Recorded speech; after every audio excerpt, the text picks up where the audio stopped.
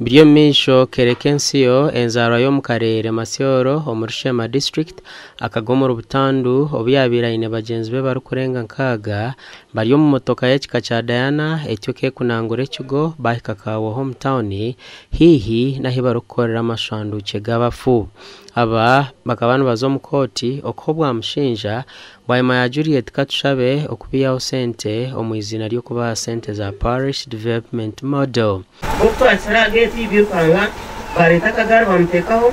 bamtum extra basango mgongo ngoti zugahende ngoti bata ine pat bata nuni kwa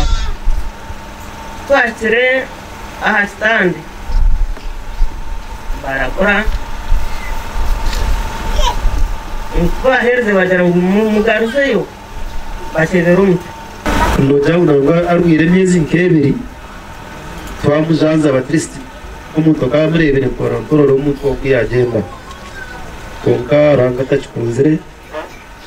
numwe toka mona basakosha zirimo kajata atereka abantu bakiri kumukunda Ongeshikuza sashona Ofanda musijire horisha Ndiragiye mwirwazo munamureba ndiragiye baramureba kabura nesete zo kumusindikira amukazo murebera ikitete cyisasa. Reverend Father Alex Mukwatsibwe owayebembero kushendekereza kerekensiyo yayereko kwatwaho ahabo bwesugwa obucendiro mu bantu obwesugwa bibire buke azo bwesugwa kuko babuke tugire na kunyinji tugira obusasi bwinji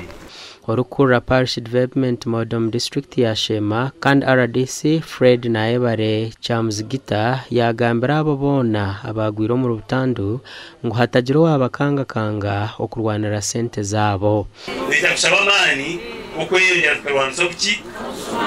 ushomaguza nuburi ya orutaru rugumuzemu kandi kugira mani kandi nabo mukerezi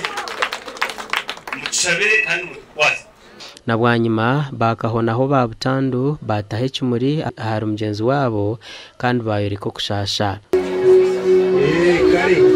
bakagira ngo twagenda niza kurgayo mcweka turarigayo